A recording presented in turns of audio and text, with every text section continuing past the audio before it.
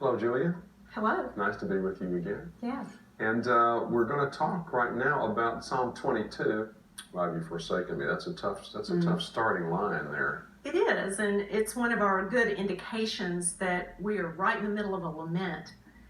These are psalms that are going to bring the raw human emotion, disappointment, anger, and they're going to complain to God, which is, again, something fairly new to many people. The idea that it's okay to do. It's a pretty raw description, as other laments are, of the feeling of being abandoned by God and being handed over to enemies and those who would destroy you. And appealing to God, not just whining, but appealing to God to intervene and do something about it. Mm-hmm.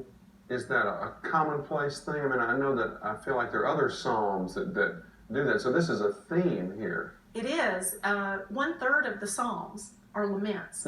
And would this have been a communal experience? We're not sure, but we think that Israelite worshipers may have come to the temple, brought their complaints in the presence of a priest, and be given some liturgy, some words to use that would help them voice what was of concern. So that's why even in these apparently very personal laments, we'll get references to the congregation, to the temple, to the house of the Lord, even as we do in Psalm 22, where it talks about in verse 22, in the midst of the congregation, I will praise you. Mm-hmm. Even private prayer is done communally.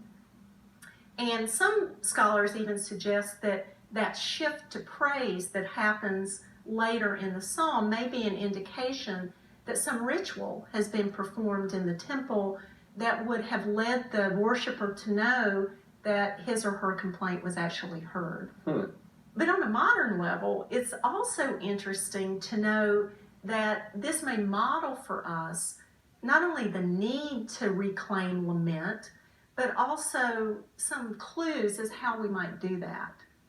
There's been a lot of thought after 9/11, as well as people going through cancer, of how important this kind of language can be to suffering people.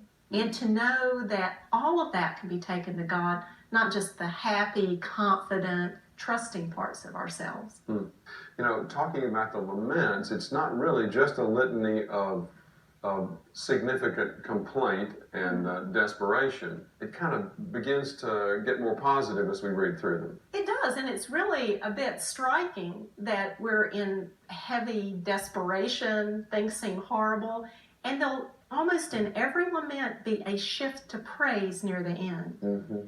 It's hard to know why that is. Is this a thank you in advance, God? I'm so sure you'll answer me that I'll thank you ahead of time. Which would be a testimony of faith at that point.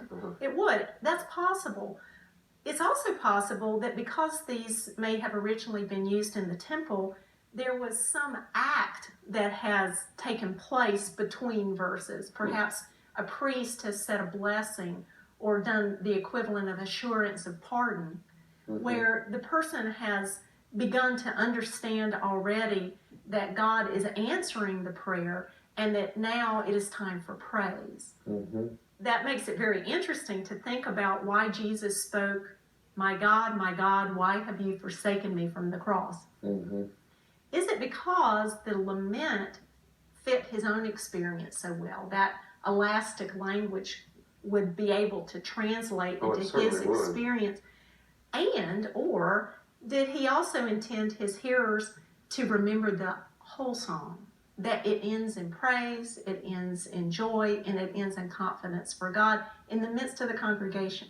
It would have been a familiar psalm, a familiar scripture. And the question is it only that verse that's important to Jesus, or the whole movement of the psalm from lament to praise? Yeah, that's fascinating. And you know, we're concentrating so much on the I in here. I'm a worm. We got the bulls encircle me. Let's flip the perspective.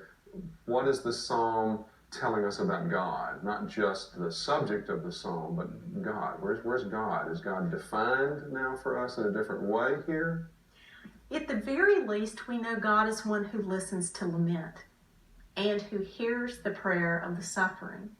this psalm builds it in, not just by saying it, but by doing it, by showing us that God does listen, so that by the end of the psalm, the verb tenses change and it says, God has heard my prayer. That tells us something about the nature of God as one who does not criticize or turn away from hearing the complaints of people. This psalm suggests that God hears laments and responds to them. And we're all grateful for that. Yes. Yeah. Well, great. Thank you very much.